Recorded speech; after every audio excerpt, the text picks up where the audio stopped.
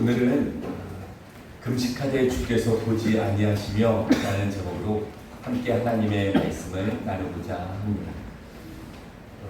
하나님께서 원래 이스라엘 백성들을 이렇게 출애굽시키시면서 백성들이 지켜야 될 규례와 그리고 백성들이 이렇게 갖게 된 그런 신앙을 유지하기 위한 여러 가지 장치들을 마련해 주셨고 법령을 정해 주셨는데요.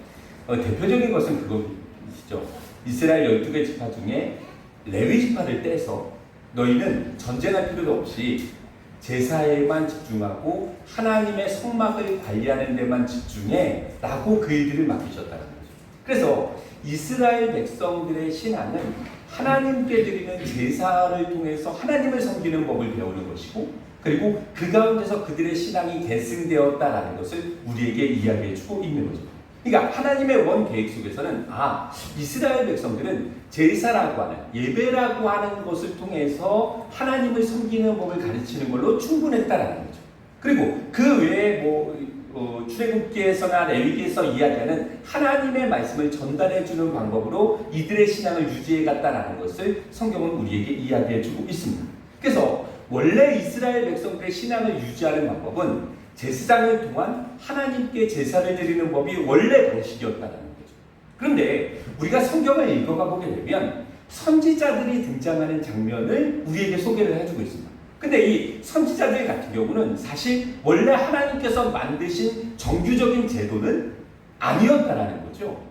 선지자들은 어느 때 그래서 보통 등장했냐면 이 하나님께 하나님께서 원래 만드셨던 제사장 제도가 무너졌을 때 하나님은 선지자들을 통해서 하나님의 말씀을 증거하셨다라는 것을 성경은 우리에게 이야기해주고 있습니다.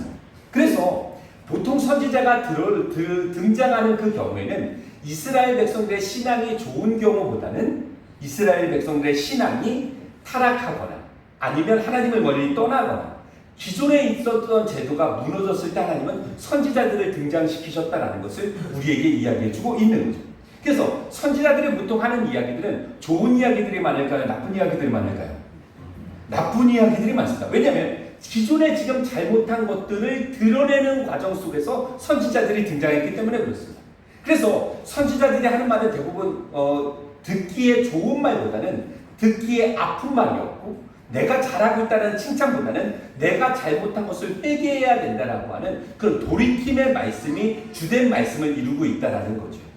그래서 선지자들이 하는 이야기들은 대부분 아팠고 그거를 듣는 사람들은 돌이켜야 되는 과정 속에 있었다는 거예요. 그런데 우리 사랑하는 예담교회 믿음의 식구들 이렇게 주일마다 와서 이렇게 예배를 드리시잖아요. 근데 예배를 드리실 때 목사를 통해서 전달되는 이야기가 여러분들 하나님의 은혜가 함께 하셨으면 좋겠습니다. 하나님께서 여러분들 복되게 하셨으면 좋겠습니다. 그런 이야기를 듣는 게 좋습니까? 아니면 여러분들 회개하셔야 됩니다.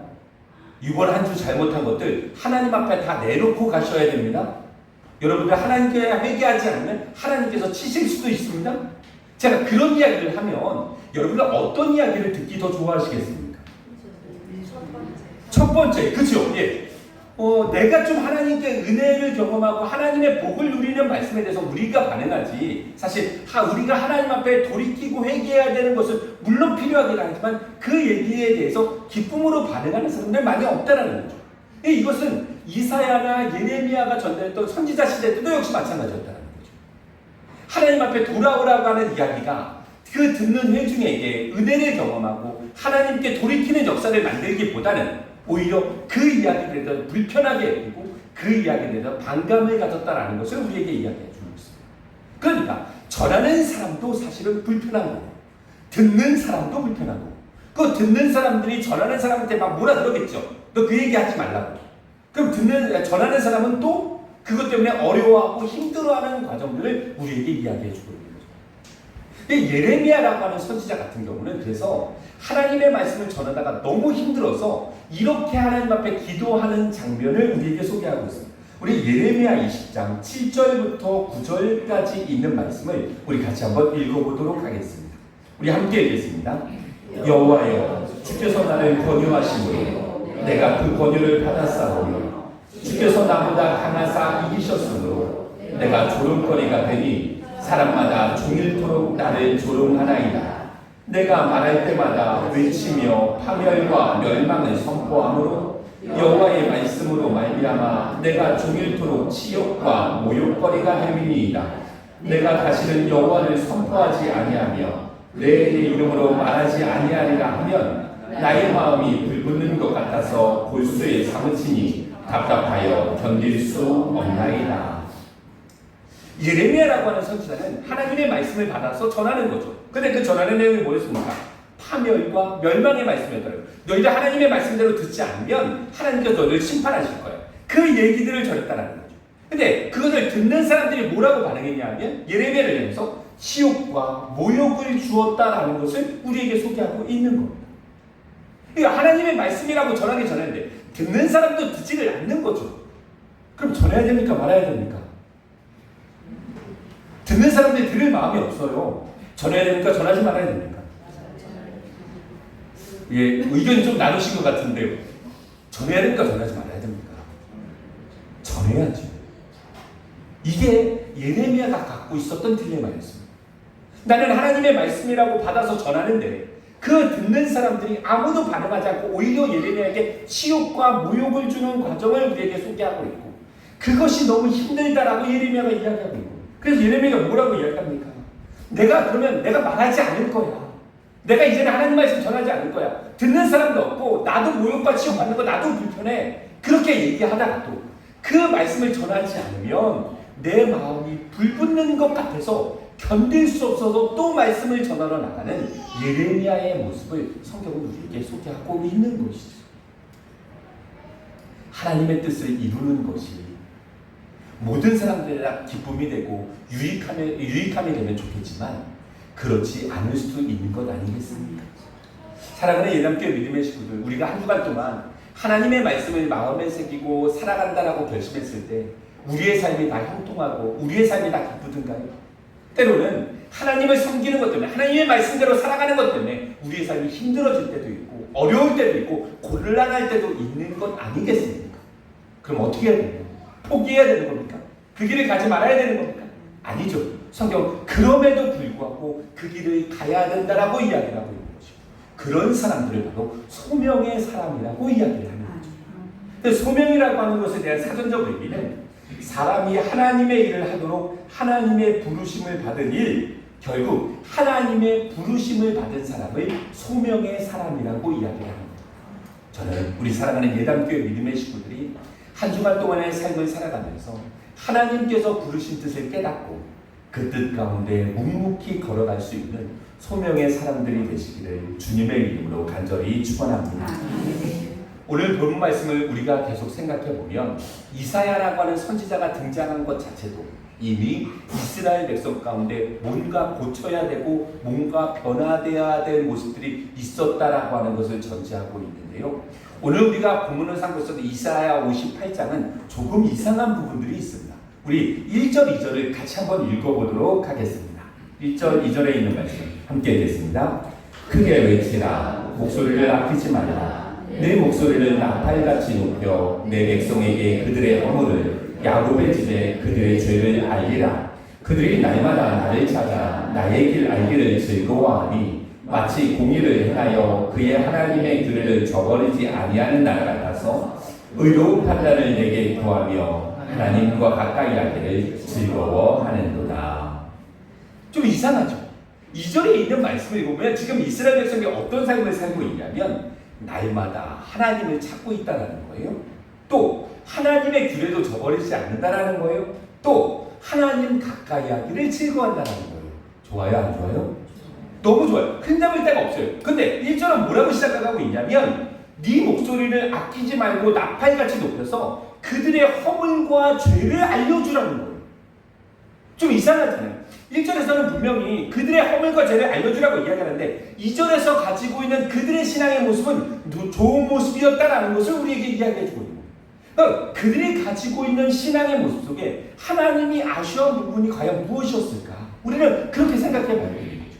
이 사람들이 날마다 하나님을 찾고 하나님의 규례도 저버리지 않고 그리고 하나님 가까이 하기를 즐거워함에도 불구하고 그들을 향한 하나님의 아쉬움은 무엇이었을까? 우리 이어서 3절, 4절에 있는 말씀을 같이 한번 읽어보도록 하겠습니다. 우리 3절 4절에 있는 말씀 함께 읽겠습니다.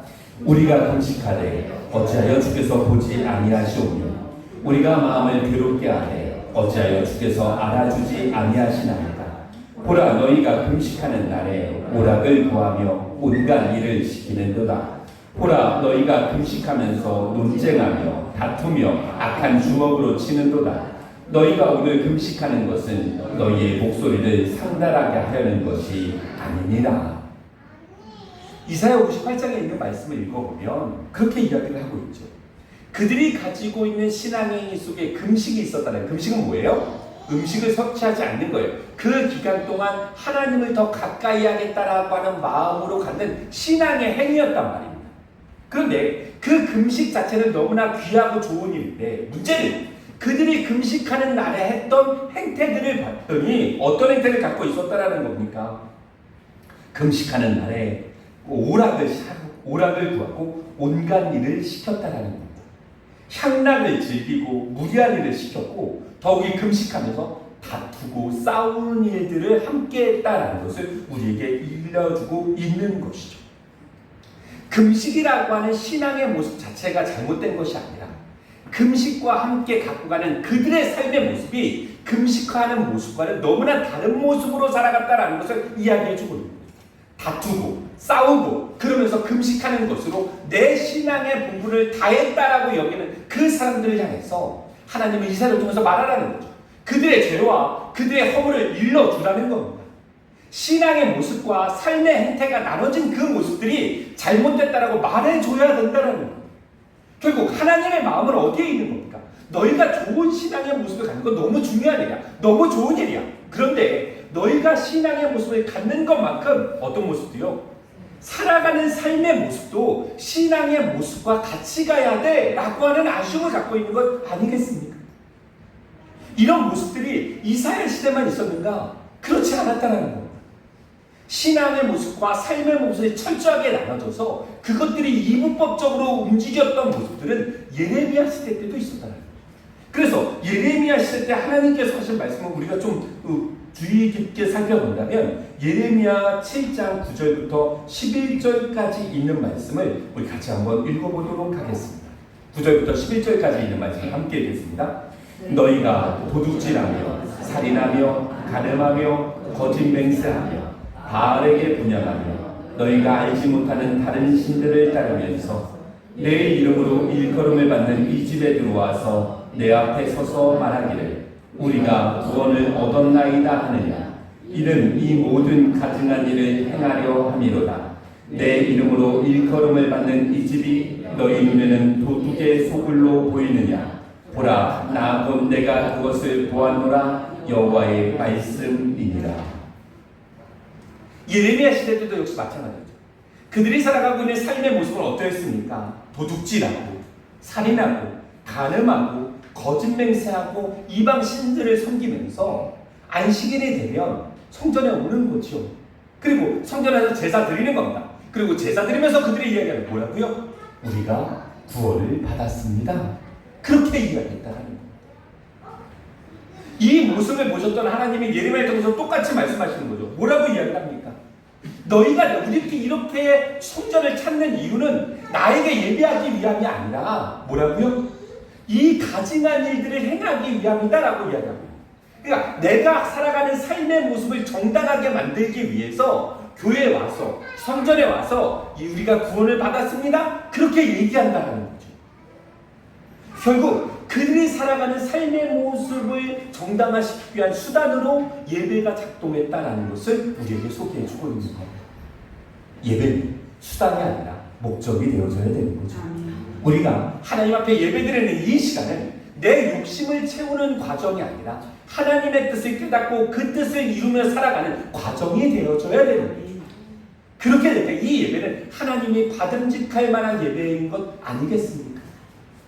이사야 시대 때도 마찬가지고 예레미야 시대 때도 마찬가지고 신앙의 모습이 없어서 하나님이 화내신 게 아니라는 거죠. 그렇지 않습니까? 그들이 금식도 하고 그들이 성전에서 예배를 드린다라고 하는 것은 그들의 신앙의 모습을 잘 갖고 있었다는 거죠. 다만 하나님께서 아쉬워하시는 부분은 너희가 신앙의 모습을 갖고 있는 이 모습이 너희의 삶의 모습으로 이어져야 된다라고 하는 아쉬움을 이야기하고 있는 것 아니겠습니까? 그러니까 우리에게 주시는 하나님의 말씀도 역시 동일한 것 아니겠습니까? 구원받았다라고 말하고 내 욕심만 채우는 삶을 살아가게 된다면 하나님은 우리의 신앙의 모습을 보면서도 동일한 아쉬움을 갖고 계시지 않겠습니까? 이사야가 주전 8세기 사람이고 예레미야가 주전 6세기 사람이라고 한다면 시대마다 있었다라는 거죠. 그 모습. 그러면 이런 모습은 어떤 시대에 또 있을까요? 우리가 살고 있는 이 시대도 있지 않겠습니까?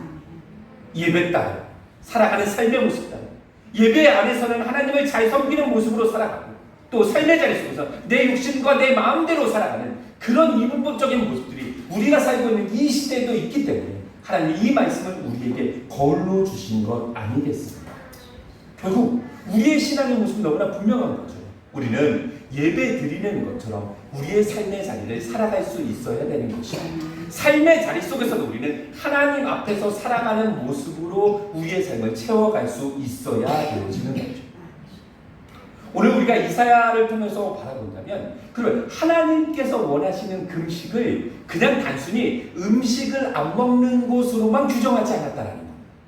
그 스펙트럼이 사실은 훨씬 더 넓은 거죠. 하나님께서 원하시는 금식이 단순히 음식을 끝낸 것이 금식이 아니라 우리 그 이후에 있는 말씀을 같이 한번 살펴볼까요? 이사야 58장 6절 7절에 있는 말씀을 같이 한번 읽어보도록 하겠습니다. 함께 읽겠습니다. 내가 기뻐하는 금식은 흉하게 결박을 풀어주며 멍에에 술을 끌어주며 압제당하는 자를 자유하게 하며 모든 멍에를 꺾는 것이 아니겠느냐.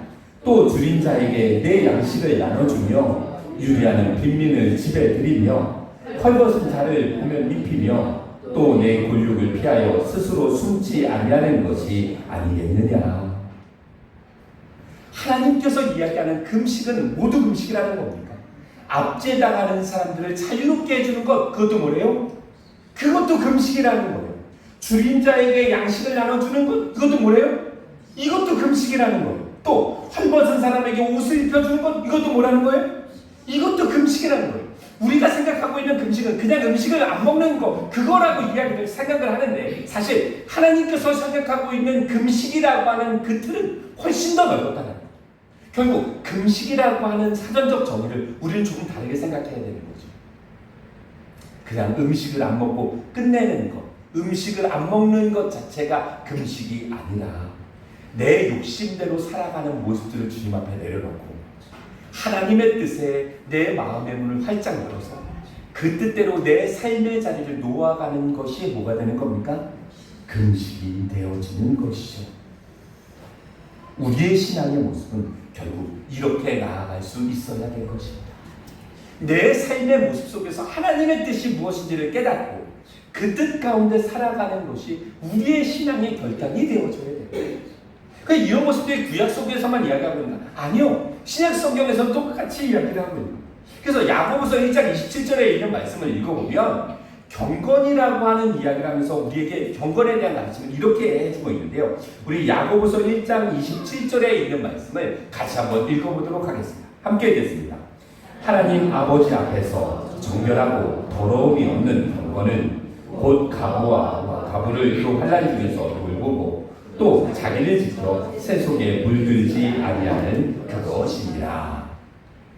경건에 대한 이야기를 하면서 이런 거죠. 자기를 지켜서 새 속에 물들지 않게 하는 것, 그것도 뭐라는 거예요? 경건이라는 거예요. 그렇죠. 저는 저희 믿음의 식구들이 한동안 동안 경건하게 살아가시기를 주님의 이름으로 간절히 축원합니다. 세상의 가르침과 세상의 뜻대로 우리의 삶을 살아가는 것이 아니라 하나님이 원하시는 삶의 방식과 목적과 내용을 가지고 내 삶의 자리를 채워가는 것, 그게 경건이라는 거예요. 그런데 그 경건을 자기를 새 속에 물들지 않게 하는 것으로만 끝나는 것이 아니라 성경은 무엇도 경건이라고 이야기를 하고 있습니까? 고아와 과부를 그 환난 중에서 돌보는 것, 그 삶의 자리 속에서 연약하고 힘든 사람들을 돌보는 것, 그것도 뭐라는 거예요? 그것도 경건이라는 거예요. 그러니까 경건이라고 하는 것도 역시 신앙적인 틀 안에서만 생각하는 것이 아니라 삶의 자리 속에서 만들어내고 있는 경건의 모습들을 우리에게 이야기해 주고 있는 거죠. 구약 성경도 마찬가지고 신약 성경도 마찬가지였어요. 이사야도 마찬가지고 예레미야도 마찬가지였습니다. 시대를 관통하는 하나님의 뜻은 변하지 않았다는 거죠. 저는 저희 믿음의 식구들이 오늘 예배를 드리면서 우리가 하나님 앞에 이렇게 경건하게 예배 드리는 것처럼 내 삶의 자리 속에서 하나님의 뜻 가운데 살아갈 수 있는 거룩한 주의 백성들이 되시기를 주님의 이름으로 간절히 축원합니다. 이 모습들이 우리들 가운데 회복되어질 때 우리는 삶의 예배를 드리게 되어지는 것입니다. 교회 안에서만 드리는 예배로 끝나는 것이 아니라 내 삶의 자리 속에서 하나님의 뜻을 이루며 살아가는 거룩한 삶의 예배들을 드리는 복된 예배자들이 될 수 있는 것이죠. 오늘 말씀을 정리해 보자면 금식하되 주께서 보지 아니하시며 금식을 열심히 합니다. 근데 하나님께서 보신대요? 안 보신대요? 안 보신대요. 왜요? 그들의 삶의 모습이 그들의 신앙의 모습과 하나 되지 않는 모습 때문에 하나님은 그 금식의 모습을 보지 않으신다는 거예요. 이것이 우리들 가운데 얼마나 무서운 말씀이냐면 내가 오늘 예배를 드리고 한 주간 동안 삶의 자리를 살아가면서 내 뜻대로 내 마음대로 살아가는 그 삶의 모습을 보신다면 하나님의 우리의 예배를 받으신다는 얘기예요? 안 받으신다는 얘기예요? 안 받으신다는 얘기를 하고 있는 거예요. 그러니까 내가 드리는 예배가 정말로 예배다우려면 내가 오늘 하나님 앞에 드리는 예배의 모습과 내가 한 주간 동안 살아가는 삶의 모습을 같이 만들어 가려고 하는 신앙의 결단이 우리들 가운데 회복될 수 있어야 되는 거죠. 그렇게 우리가 살아갈 수 있다고 한다면 하나님께서 약속해 주신 그 준비된 복과 은혜들을 우리 사랑하는 믿음의 식구들의 삶의 자리 가운데 넘치도록 부어주시리라 저는 믿어 의심치 않습니다. 늘 드리는 말씀입니다. 복은 구하는 겁니까? 따라오는 겁니까? 따라오는 겁니다. 내가 하나님 앞에 복된 삶을 살아가면 복을 주세요 하지 않아도 하나님은 복 주시는 분으로 우리의 삶을 채워주시겠다라는 것을 성경은 우리에게 약속하고 있기 때문에 그렇습니다. 우리 사랑하는 예담교회 믿음의 식구들 하나님 앞에서 믿음의 결단을 하시기를 주님의 이름으로 간절히 축원합니다. 금식하고 오락하는 것 하나님께서 기뻐하지 않으신다는 것, 제사하고 간음하고 도둑질하는 것 하나님께서 원하시지 않는다라는 겁니다. 예배의 모습이 삶의 모습으로 이어질 때 하나님은 우리의 삶을 기쁘게 받으시겠다라는 것을 성경은 우리에게 약속하고 있기 때문에 그렇습니다. 우리는 오늘 예배 드리는 것처럼 한 주간의 삶을 살아갈 수 있어야 될 것입니다. 그렇게 살아가게 될 때 하나님께서 우리의 삶을 복되게 하실 것이고 우리가 있는 삶의 자리를 복되게 하실 것이고 우리를 통해서 하나님의 선한 뜻을 드러내실 수 있을 것입니다. 사랑하는 예담교회 믿음의 식구들 10년 가운데 주의 은혜가 차고 넘쳐서 우리의 삶을, 우리의 예배를 우리의 삶으로 살아갈 수 있는 삶의 예배자들이 되시기를 주님의 이름으로 간절히 축원합니다. 아멘.